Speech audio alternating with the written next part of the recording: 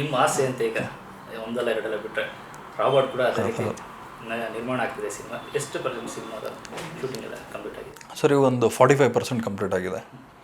ಒಂದೇ ಶೆಡ್ಯೂಲಲ್ಲಿ 45% ಮುಗಿಸಿದ್ದೀವಿ.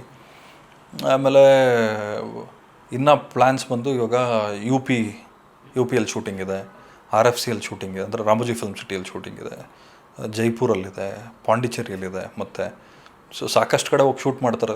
ಸ್ವಲ್ಪ ಟೈಮ್ ಬೇಕಾಗುತ್ತೆ. ಆಮೇಲೆ ಮುಖ್ಯವಾಗಿ ನನಗೇನು ಅಂದರೆ, being a Darshan sir fan, ನನಗೆ ದರ್ಶನ್ ಸರ್ ಹೇಳ್ತಾ ಇರ್ತಾರೆ, ಏನಕ್ಕೆ ಇಷ್ಟ ಆಗ್ತಾಯಿದೆಯಾ ದುಡ್ಡು, ಹುಚ್ಚಿಡ್ದಿದೆಯಾ ನಿನಗೆ? ಡೈರೆಕ್ಟ್ರು ಹೇಳ್ತಾರೆ, ಸರ್ ಇಲ್ಲಿ ಹಿಂಗೆ ಮಾಡೋಣ ಹಿಂಗೆ ಮಾಡೋಣ. ನಾನು ಹೇಳೋದು ಇಷ್ಟೇ, ಒಂದು ಸಿನಿಮಾ ಮಾಡ್ತಾಯಿದ್ದೀವಿ, ಒಂದು ಚಾನ್ಸ್ ಸಿಕ್ಕಿದೆ, let us utilise to the core. ಯಾವುದೋ ಒಂದು ಅವಕಾಶ ನಮಗೆ ಸಿಕ್ಕಿದೆ, ಮತ್ತೆ ಸಿಗುತ್ತೋ ಇಲ್ಲ ಗೊತ್ತಿಲ್ಲ ಸರ್.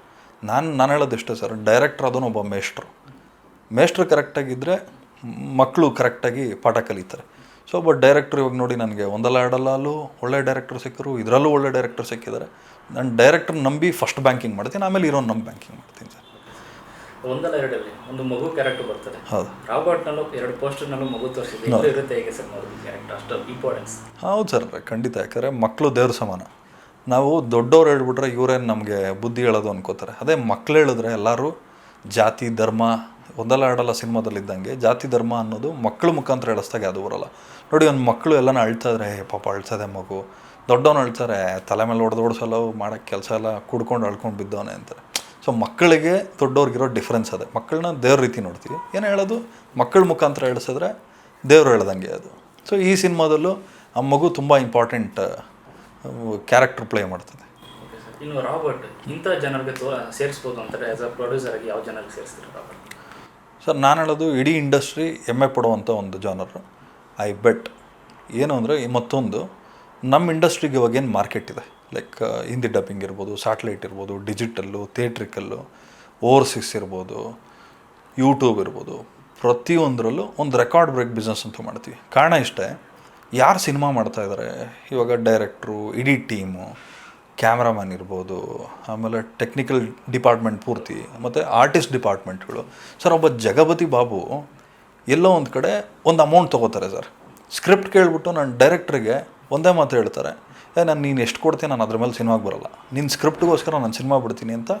ಒಂದು ಕನ್ನಡ ಸಿನಿಮಾ ಒಂದು ಒಳ್ಳೆ ಸಿನಿಮಾಗೆ ಒಪ್ಕೊಂಡ್ರು ಅದಕ್ಕೆ ಅಡ್ವಾನ್ಸ್ ವಾಪಸ್ ಕೊಟ್ಟು ರಾಬರ್ಟಿಗೆ ಬರ್ತಾರೆ ಅಂದರೆ ಇಮ್ಯಾಜಿನ್ ಮಾಡ್ಕೊಳ್ಳಿ. ನಾನು ನನ್ನ ಸಿನಿಮಾ ಬಗ್ಗೆ ಮಾತಾಡೋದು ಬೇರೆ ಸರ್. ಸಿನಿಮಾ ಅಂಡರ್ ಪ್ರೊಡಕ್ಷನಲ್ಲಿದ್ದಾಗ ನಂದು, ಸಿನಿಮಾ ರಿಲೀಸ್ ಆದಮೇಲೆ ಜನಗಳದು. ನಾನು ಅದಕ್ಕೆ ಪ್ರೊಡ್ಯೂಸರ್ ಅಲ್ವೇ ಅಲ್ಲ, ಜನನೇ ಪ್ರೊಡ್ಯೂಸರ್ಗಳು. ಯಾಕಂದ್ರೆ ಅವ್ರು ದುಡ್ಡು ಕೊಟ್ಟು ಸಿನಿಮಾ ನೋಡಿದ್ರೆ ನನ್ನ ಹೊಟ್ಟೆ ತುಂಬುತ್ತೆ, ಅವ್ರು ದುಡ್ಡು ಕೊಟ್ಟು ಸಿನಿಮಾನ ನೋಡಲಿಲ್ಲ ನನ್ನ ಹೊಟ್ಟೆಯಲ್ಲಿ ತುಂಬುತ್ತೆ.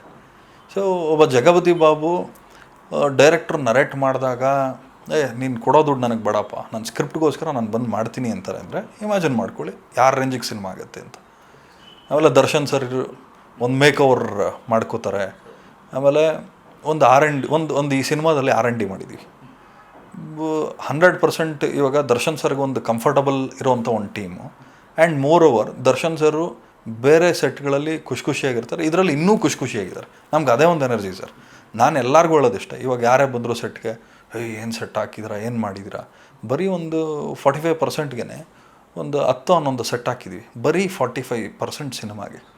ಏನಕ್ಕೆ ಅಂದರೆ ನಾವೇನೋ ದುಡ್ಡಿದೇನು ಮಾಡ್ತಾಯಿಲ್ಲ ಸರ್, ಏನೋ ಒಂದು ಅವಕಾಶ ಸಿಕ್ಕಿದೆ ಬಳಸ್ಕೊಳ್ಳೋಣ. ಹೋದ್ಮೇಲೆ ನಾವು ಸಿನಿಮಾ ನೋಡ್ಬೇಕಾರೆ ಇದೆಲ್ಲ ಒಂದು ಕಡಿಮೆ ಆಯಿತು, ಇದಕ್ಕೆ ಯಾವುದಕ್ಕೂ ಒಂದು ಕೊಟ್ಬಿಡ್ಬೇಕಾಯ್ತು. ನಾನು ಡೈರೆಕ್ಟ್ರಿಗೆ ಹೇಳೋದು ಇಷ್ಟ, ಕ್ಯಾಮ್ರಾಮನ್ಗೆ ಹೇಳೋದು, ನಿಮ್ಗೇನು ಬೇಕು ವೇಸ್ಟ್ ಮಾಡಬೇಡಿ, ಏನೂ ವೇಸ್ಟ್. ಸ್ಕ್ರೀನ್ ಮೇಲೆ ಕಾಣ್ಸೋಕ್ಕೆ ಏನು ಮಾಡ್ತೀರೋ ಮಾಡಿ. ನಾನು ಯಾವುದೋ ಒಂದು ದೊಡ್ಡ ಹೋಟ್ಲಲ್ಲಿದ್ದೆ, ನಾನು ಯಾವುದೋ ದಿನಕ್ಕೆ ಒಂದು ₹1,00,000 ಹೋಟ್ಲಲ್ಲಿದ್ದೀನಿ ಅಂದರೆ ಅದು ಸ್ಕ್ರೀನ್ ಮೇಲೆ ಕಾಣಲ್ಲ. ನಾವು ಬೇಕಾದ್ರೆ ಗುಡಿಸ್ಲಲ್ಲೇ ಇರೋಣ, ಸ್ಕ್ರೀನ್ ಮೇಲೆ ತೋರಿಸೋದಕ್ಕೆ ಏನು ಮಾಡಬೇಕೋ ಮಾಡೋಣ. ಹಾಲಿದ್ದಾಗ ಹಬ್ಬ ಮಾಡುವಂಥ ಅವಕಾಶ ಸಿಕ್ಕಿದಾಗ ಒಂದೊಂದು ಬ್ಯಾಂಗ್ ಮಾಡಿಬಿಟ್ಬಿಡ್ಬೇಕು ಸರ್. ಇವಾಗ ಇತ್ತೀಚೆಗೆ ಬರ್ತಾರೋ ಸಿನಿಮಾಗಳು ನೋಡಿ, ಬಿಸ್ನೆಸ್ ಆಸ್ಪೆಕ್ಟಲ್ಲಿ ಇಂಡಸ್ಟ್ರಿಯಲ್ಲಿ ಟ್ರೆಂಡ್ ಮಾಡ್ತಾಯಿದೆ ಸರ್. ನಾನು ಹೀರೋ ಜೊತೆಲೂ ರೇಸಿಸಮಲ್ಲಿಲ್ಲ. ನಾನು ನಂಬಿರೋದು ಇಷ್ಟೇ, ಸಿನಿಮಾ ನನಗೆ ಸಿನಿಮಾ ದೊಡ್ಡದು, ಇನ್ಯಾರೂ ದೊಡ್ಡವರಲ್ಲ. ದರ್ಶನ್ ಸರ್ನ ನಾನು ಏನಕ್ಕೆ ತುಂಬ ಇನ್ಸ್ಪಿರೇಷನ್ ಆಗಿ ತೊಗೋತೀನಿ ಅಂದರೆ, ಝೀರೋಯಿಂದ ಬಂದು ಇವತ್ತೊಬ್ಬ ವ್ಯಕ್ತಿ ಒಂದು ಇಂಡಸ್ಟ್ರಿ ಆಳ್ತಾರೆ. ಆಮೇಲೆ ಅವ್ರಿಗಿರೋ ಫ್ಯಾನ್ ಫಾಲೋಯಿಂಗ್ ಯಾರಿಗೂ ಇಲ್ಲ. ಆಮೇಲೆ ನಾನು ಸುದೀಪ್ ಸರ್ದು ಸಿನಿಮಾ ಮಾಡಿದ್ದೀನಿ, ದರ್ಶನ್ ಸರ್ದು ಮಾಡ್ತಾಯಿದ್ದೀನಿ. ಒಬ್ಬೊಬ್ಬರಲ್ಲೂ ಒಂದೊಂದು ಕಲ್ತ್ಕೊಂಬರ್ತಾ ಇರ್ತೀವಿ. ಆಮೇಲೆ ನಾನು ಸುದೀಪ್ ಸರ್ ಸಿನಿಮಾ ಮಾಡಬೇಕಾದ್ರೆ ನನಗೆ ಹೇಳ್ಕೊಟ್ರು ಸಿನಿಮಾ ಹೆಂಗೆ ಮಾಡಬೇಕು. ಇವಾಗ ನಾನು ಅಲ್ಲೇನು ಕಲಿತೆ ಇಲ್ಲಿ ನಾನು ಎಕ್ಸಿಕ್ಯೂಟ್ ಮಾಡಿ ಆ ಕೆಲಸ ನಾನು ಮಾಡ್ತೇನೆ. ಎಲ್ಲೂ ಅಷ್ಟೇ ನನ್ನ ತಲೆಯಲ್ಲಿ ಒಂದು ಇಟ್ಕೋತೀನಿ, ಸಿನಿಮಾಗೆ ಮೊದಲನೇ ಇರೋ ಒಂದು ಸ್ಕ್ರಿಪ್ಟು, ಎರಡನೇದು ಡೈರೆಕ್ಟ್ರು, ಥರ್ಡ್ ಸ್ಟಾರ್ ಕ್ಯಾಸ್ಟು ಹೀರೋ ಅವರೆಲ್ಲ ಬರ್ತಾರೆ. ನಾವು ಅವ್ರನ್ನ ಡಿಸ್ಟರ್ಬ್ ಮಾಡಿಬಿಟ್ರೆ, ಸರ್ ಯಾರು ನನ್ನ ಫ್ರೆಂಡು, ನನ್ನ ಯಾರೋ ಸ್ನೇಹಿತ, ಇವ್ನ ಹಾಕ್ಕೊಳ್ಳಿ, ನಮ್ಮ ಸಂಬಂಧಿಕ ಇವ್ನ ಹಾಕ್ಕೊಳ್ಳಿ ಅಂತ ಹೋದರೆ ಸರ್ ಸಿನಿಮಾ ಕೆಡ್ತು. ಒಂಥರ 10 ಜನ ಅಡುಗೆ ಮಾಡ್ದಂಗೆ, ಒಂದೇ ಅಡುಗೆನ 10 ಜನ ಕೈ ಆಡಿಸ್ದಂಗೆ. ಯಾರೋ 5 ಸಲ ಉಪ್ಪು ಎಕ್ಸ್ಟ್ರಾ ಹಾಕ್ಬಿಟ್ಟಿರ್ತಾರೆ, ಖಾರ ಎಕ್ಸ್ಟ್ರಾ. ಯಾರು ಏನು ಮಾಡ್ತಾರೋ ಅದೇ ಮಾಡ್ಬೇಕು. ನಾನು ಒಬ್ಬ ಪ್ರೊಡ್ಯೂಸರಾಗಿ ನಾನು ಏನು ಮಾಡ್ಬೋದು? ಸಿನಿಮಾ ಕೇಳಿ ಅದಕ್ಕೇನು ಬೇಕೋ ಅದು ಜಡ್ಜ್ ಮಾಡಿ ಬೇಕೋ ಬೇಡೋ ಅಂತ ನಾನು ಕರೆಕ್ಟಾಗಿ ಕೊಟ್ಟರೆ ಅಡುಗೆನೂ ಕರೆಕ್ಟಾಗಿ ಬರುತ್ತೆ. ಸೊ ನಾನೇ ಮೂಗು ತೂರಿಸಿದ್ರೆ, ಹೌದಪ್ಪ ನೀನು ಮೂಗು ತೂರಿಸಿದ್ರೆ ನೀನು ಅನುಭವಿಸು ಮಗನೇ ಅಂದ್ಬಿಟ್ಟು ಎಲ್ಲ ಒಂದು ಕಡೆ ಕೊಡ್ತಾರೆ.